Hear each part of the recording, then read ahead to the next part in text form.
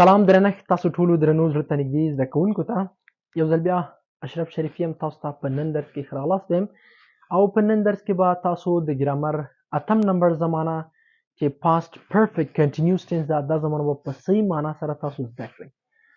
لکه څرنګه چې تاسو ته معلومه ده مونږ په دغه چینل باندې ستاسو لپاره روزمره ویډیوګانې اپلوډ کوو او په دغو ویډیوګانو کې مونږ تاسو ته انګلیسي په صحیح طریقې سره در زده کوو. یو ځل هغه کسان چې زموږ په چینل کې نوي دي هغوی ته زموږ همدغه غوښتنه ده چې لاړ شئ زموږ چینل پلی لیسټ ته او په پلی لیسټ کې هلته موږ تاسو ته د انګلیسي ابتدایي درسونه چې تقریبا 14-15 ویډیوګانې مو اچولي انګلیسي له A B C نه تر هغه کوم ځای پورې چې د ابتدایي کسانو دپاره د هغه موږ هلته اچولي. همداشانته انګلیسي 12 مهمه زمانې لکه نن چې موږ د دې ویډیو په اړه لرو د دې تر څنګ لرو د انګلیسي خبرې اترې کول دي انګلیسي 4000 لغات دي او دې ته ورته داسې نور پلی لیسټ ستاسې موږ په چینل کې لرو کولی شئ هغه عمل ته وګورئ. دا زما تاسو سره وعده ده انشاءالله چې تاسو به له همدې چینل نه په ډېر اسانۍ سره انګلیسي زده کړئ. خو زموږ د لا تشویق او حمایت دپاره کولی شئ تاسو زموږ چینل در سره د نورو درسونو لپاره سبسکرایب او ویډیوګانې مو لایک کړئ. راځو نن زموږ چې کوم درس ده هغه د پاست پرفیکټ کنټینیوس ټینس یعنې معنی چې ده تېره شوې مکمله جاري زمانه یعنی تیره شوې کامله جاری زمانه پاست پرفیکټ کنټینیوس ټینس. راځئ اول باید د دې په اړه پوه شو چې د پاست پرفیکټ کنټینیوس ټینس کومه زمانه ده. که مو په یاد وي موږ په تیر درس کې د پریزنټ په پریزنټ ټینس کې البته په پریزنټ پرفیکټ کنټینیوس ټینس موږ تاسو ویل موږ تاسو دلته پریزنټ پرفیکټ کنټینیوس ټینس ویل یعنی حال کامله جاری زمانه. حال کامله جاری زمانه کومه زمانه ده؟ صحیح ده پریزنټ پرفیکټ درته ښیم. اوس د خپل درس په لیدو اول پریزنټ درته تشریح کوو. حال کامله جاری زمانه موږ تاسو یو داسې عمل موږ تاسو ته ښیي چې یو عمل په تیر وخت کې شروع شوی وي او اوس هم دوام ولري او شاید آینده کې نور هم دوام ولري دې ته وایي پریزنټ پرفیکټ کنټینیوس ټینس. او موږ تاسو اوس کومه زمانه وایو دا پاست پرفیکټ ده یو داسې عمل چې په تیر وخت کې دوام لري او همغه وخت کې خلاص شوی وي. صحیح ده دا موږ تاسو ته د یو کیسې په شان باندې ده. اوس زه تاسو ته دې مثال درکوم. مثلا زه تاسو ته وایم چې زما 3 کاله شو چې انګلیسي زده کوم یعنی اوس هم لګیم انګلیسي زده کوم او 3 کاله مې کېږي چې ما شروع کړی د انګلیسي په زده کړې باندې نو دا سو پریزنټ پرفیکټ کنټینیوس ټینس یعنی معنا ساده یعنی اوس جاری کامله زمانه شو. صحیح شو. یا مثلا زه درته وایم زما 3 ساعته شو چې کار کوم. ګوري څومره ښه زما 3 ساعته شو چې کار کوم یعنی 3 ساعته مخکې ما کار شروع کړی او اوس هم لګیم دغه کار کوم او شاید نور 1 ساعت 2 ساعته نور هم دوام وکړي. صحیح ده. یا په بل اصطلاح ته ماته چې څومره وخت کېږي ته کورس ته ځې زه درته وایم ولا زما 15 میاشتې شوې چې کورس مې شروع کړی ده او حال دا چې حتما ته باید اوس هم په کورس کې شامل او ته باید هغه د کورس درس مخکې وړې بیا دا سو پریزنټ پرفیکټ کنټینیوس انشاءالله چې په دې مثال باندې مو ښه صحیح سره خلاصوي. او اوس کومه زمانه وایو فرق صرف په دې کې ده چې پاست پرفیکټ کنټینیوس چې یو عمل په تیر وخت کې شروع شوی وي او په تیر وخت کې خلاص شوی وي. مثلا ته یو کمپنۍ راغواړي تا ته وایي چې ته آیا په کوم کمپنۍ کې کار کړی ده څومره وخت نو ته ورته ولا ما 15 کاله په مثلا ABC کمپنۍ کې کار کړی وو 15 کاله ما کار کړی خو اوس تا هغه وظیفه نه لري د هغې تېرې کمپنۍ. صحیح شو. یا مثلا د دې مثال یو بل داسې ده تا ته یو څوک وایي چې تا مثلا درته وایي چې تا څو ساعته منډه کړې ده. صحیح شو. یو څوک تا نه پوښتنه کوي تا منډه تیر وخت کې کړې نو ته چې ورته ولا ما 3 ساعته منډه کړې وه ما 3 ساعته منډه کړې وه اما که زه چېرې ما 3 ساعته منډه کړې ده یعنی اوس هم ته پکې لګې نو بیا دې ته پریزنټ فقط همدا فرق ده. کله چې یو عمل په موجوده وخت کې هم په حالت د ادامه کې وي تیر وخت کې مو نو دې ته پریزنټ پرفیکټ کنټینیوس ټینس وایي چې دا موږ مخکې ویلی او پاست پرفیکټ کنټینیوس ټینس صرف یو عمل په تیر وخت کې شروع مو او په همغه تیر وخت کې ختم شوی وي. زه دلته یو څه سټرکچر تاسو ته لرم او د پریزنټ په پریزنټ پرفیکټ کنټینیوس ټینس کې موږ تاسو سټرکچر کې هاف بین هاز بین کارو ښه به مو په یاد وي. هاف بین هاز بین دا په پریزنټ هغه عمل لپاره موږ تاسو کارو چې یو څوک تا ته وایي مثلا زما 3 کاله شو چې زه مکتب ته ځم یا زما 3 کاله چې مکتب وایم یعنی اوس هم پکې لګی بیا د دې لپاره تاسو یا هاف بین یا هاز بین کاروئ. هاف بین به تاسو کاروئ د آی یو وی دی لپاره یعنی د جمع فاعلي ضمیرونو لپاره موږ تاسو have been I have been you have been we have been they have been په present perfect continuous tense کې او he has been she has been it has been د has been لپاره موږ تاسو په present perfect continuous tense کې he she it نه کار اخلو په دې خو پوه شئ دا یو سټرکچر د تیر وخت چې موږ تاسو ویلې. اوس به موږ تاسو صرف فرق دا چې پاست پرفیکټ کنټینیوس ټینس کې به تاسو هاډ بین کاروئ. هر ځای کې چې هاف بین کارول کیږي که هاز بین کارول کیږي په پاست پرفیکټ ټینس کې به تاسو هاډ بین کاروئ. صحیح ده؟ کوم زمانه به کاروئ؟ هاډ بین به تاسو کاروئ. دا یو داسې مثال ده لکه موږ تاسو یو پریزنت پرفیکټ ټینس ویلې پریزنت پرفیکټ ټینس چې هاف او هاز به استفاده کوو کنه. لکه مثلا تا ویلې I have played cricket ما د کرکټ لوبه وکړله. صحیح شو؟ دا پریزنت پرفیکټ ټینس یعنی اوس دقت ترې خلاص شو خلاص دې دا لوبه. او یو مثلا پاست پرفیکټ ټینس ده چې د have او has لپاره به تاسو صرف هټ کاروئ. نو دلته هم کله چې تاسو have been has been ویني کولای شئ تاسو د دې دواړو لپاره هټ بین نه کار واخلئ. نو دا یو خلاصه تشریح ده. موږ تاسو لرو سبجیکټ فاعل براولو او ورپسې به هټ بین لازمی ده.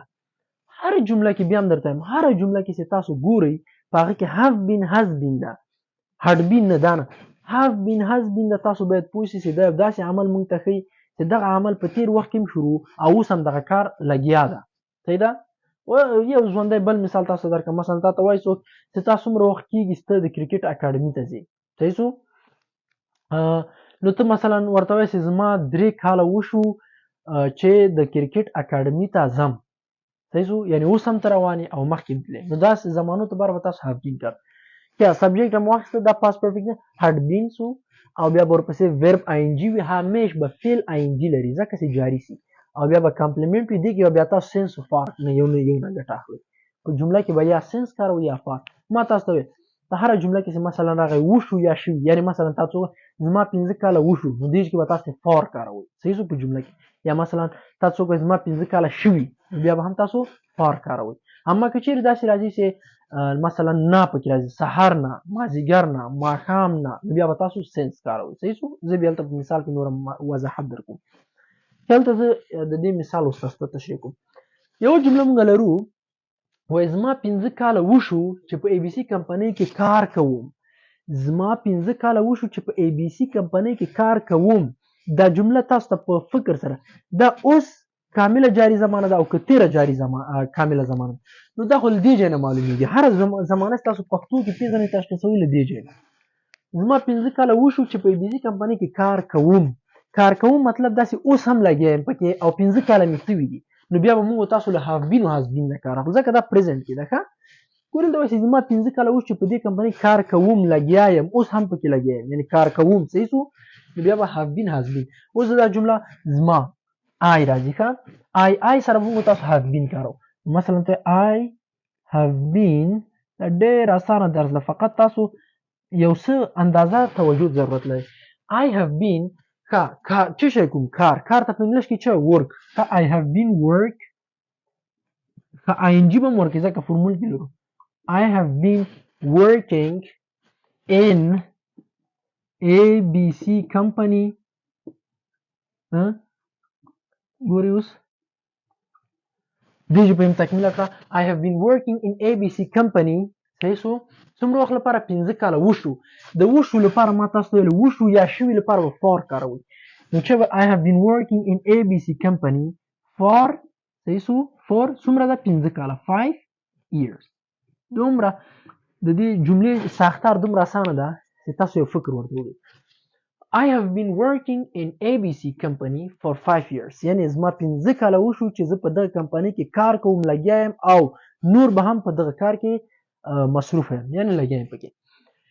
اوس مثلا زه غواړم دغه په پریزنت پرفیکټ کې اوس که تاسو څوک وایي چې ته دغه جمله ماته په داسې شکل کې ولیکه چې دا په تیر کامله جاری زمانه لکه دا اوس نن موږ درس لرو صرف هاف بین به هټ بین کې او جمله به څه پیژنې. دلته ګوره زما 15 کاله شوي وو چې ما په بي سي کمپنۍ کار کوو یعنی دا نه معلومه شوله چې دغه کار 15 کاله مخکې پکې کړی ده اوس دا وظیفه نه لري. صحیح شو؟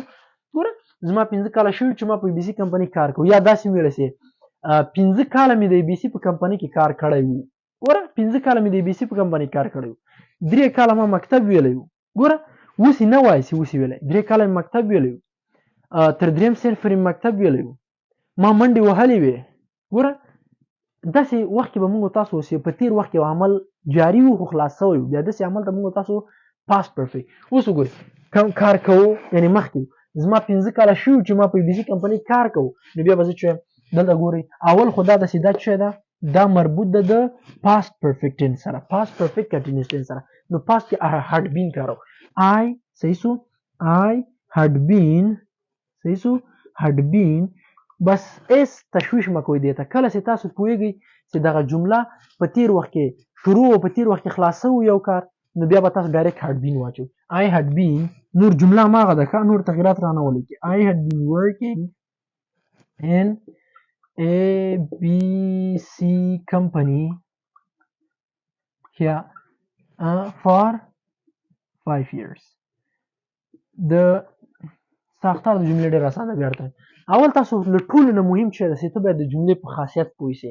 چې دغه جمله یو عمل موږ ته سره رقمي عمل ښیي دا جمله دا داسې عمل موږ ته ښیي چې په تېر وخت کې شروع اوس هم دوام لري او که په تېر وخت کې شروع په تېر وخت کې خلاصه اوس هېڅ شی نشته ده نو دا باید تاسو زده کړئ کله چې هم مثلا که کار کوم نو پوه شئ چې دا پرزنټ ده او که کار کوو په تېر وخت کې ده یا بل مثال موږ تاسو لرو وای دا تاسو باید ذهن سره هغوی موږ ته د سهار نه په انتظار وو د سهار نه په انتظار وو دا پاس ده کنه یعنی دا خلک راغلی وو یا یو میاشت مخکې یا دوه میاشتې مخکې یا یو ورځ مخکې سهار نه دوی انتظار باندې وو یو ساعت یا دوه ساعت یا درې ساعت خو بالاخره دوی لاړل صحیح شو داسې زمانې ته موږ تاسو وایو پاس پرفیکټ کنټینیوس ټینس دا یو عمل دی چې په تېر وخت کې شروع په تېر وخت کې خلاصول ځکه له جملې موږ ته معلومیږي هغوی موږ ته د سهار نه په انتظار وو صحیح ده نو دا خو په انتظار وشي کله موږ تاسو وینو نو دا په پاس پرفیکټ کنټینیوس ټینس لپاره موږ ته had been کارو نو ځکه چې هغوی ته په انګلیش کې اول سبجیکټ د they لیکو ښه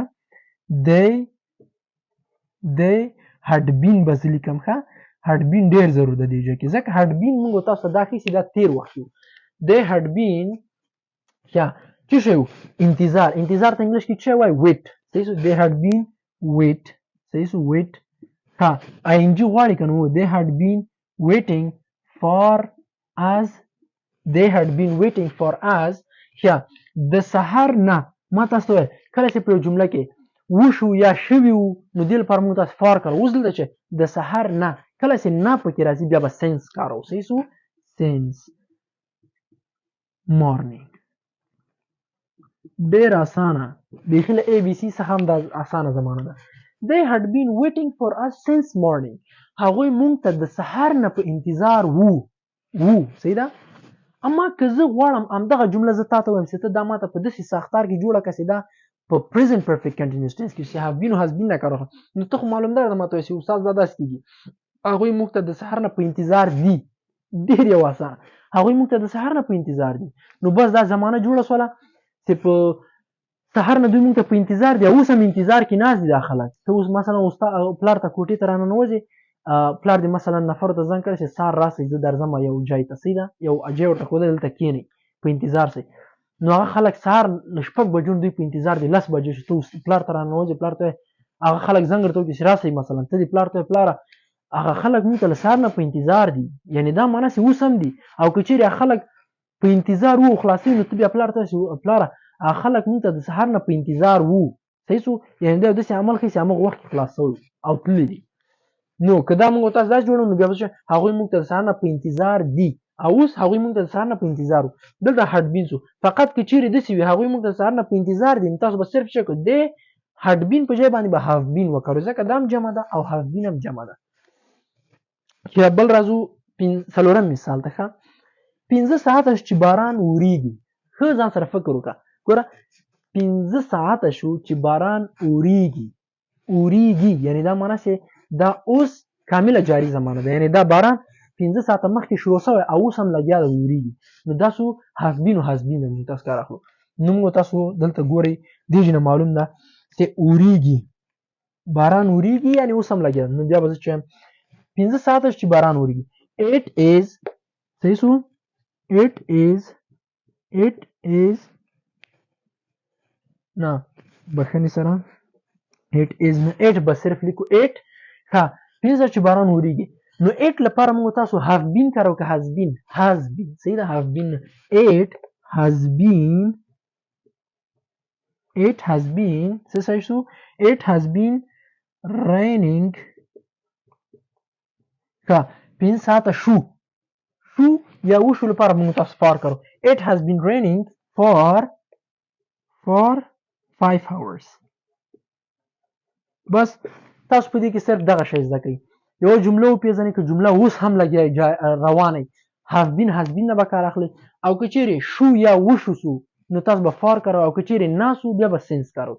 It has been raining for 5 hours یعنې 5 ساعته شو چې باران اورېږي. اوس دلته یو بله جمله موږ ته راکړې وای 5 ساعته شو چې باران اورېده یا 5 ساعته شو چې باران اورېده. صحیح ده؟ نو دلته معلوم ده چې past perfect continuous tense ده. یا مثلا وای 15 ساعته باران اوریده 15 ساعته باران اوریده نو بیا به موږ تاسو ته پاست ده د پاست لپاره موږ تاسو has been او have been برف had been ته وړو. نو زه به شی لیکم it had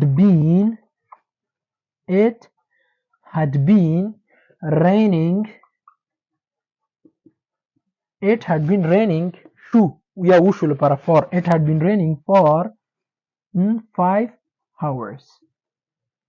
یعنی دلته ته له جملې نه پیږي it had been raining for 5 hours یعنی دلته پیږي دغه زمانه دغه کار مخکې شروع شوی او په همغه وخت خلاص شو. ډېر یو اسانه زمانه ده فقط فوکس او تمرکز ته اړتیا لري. داسې یو تشریح بیان کوو موږ تاسو لرو past perfect continuous tense. نن درس موږ تاسو د past perfect continuous tense تیره کامله جاری زمانه یو داسې زمانه ده چې موږ تاسو یو داسې عمل کوي چې په تیر وخت کې شروع او په همغه وخت کې خلاص شوی او present perfect continuous tense یو داسې عمل کوي چې په تیر وخت کې شروع شوی وي اوس هم دوام یو شاید آینده کې نور هم وي. لکه مثلا تا ته څوک وایي چې څومره وخت کېږي چې ته مکتب ته ځې ته ورته وایي چې د ما 3 کاله چې مکتب ته ځم نو دا حال ده. او که چېرته ورته وایي زما 3 کاله وشو چې مکتب ته تلم یعنی زما 3 کاله چې مکتب ته تلم نو دا بیا تیره جاری کامله زمانه. په هر صورت باندې انشاءالله چې پوه شوي به که چېرې پرزنټ یو حالت اوس وي او جاری می اوس وخت نو has been او have been نه به کار اخلو. که چیرې په تیر وخت کې وي نو صرف had been کارو. ان شاء الله چې په درس باندې پوه شوي بعضې درسونه خیر داسې لږ څه پیچیده وي خو که چیرې ویډیو یو ځل 2 ځل 3 ځل وګورئ حتما به پرې پوه شئ. او که بیا هم پرې پوه نه شئ زه تاته یو مشوره درکوم که چیرې بیا هم ته زموږ په دې درس پوه نه شئ تاته زه په همدې ډسکرپشن کې د دغه ګرامر 12 زمانو ډسکرپشن کې لینک درکوم. ښه لاړ شه هغه لینک باندې کلیک وکړه د 12 مهمه زمانو درس له سمپل پریزنټ ټنس نه شروع وکړه تر 1 نمبر زمانې پرې زده کړه ان شاء الله 8 نمبر زمانې ته ضرورت نشته و دا د خپل زده کیږي. صحیح ده؟ نو تر بل درس چې زه بیا راځم ټول په لوی بخښونکي خدای سپارم تر بیا ښې چارې ښه وخت خدای پامان.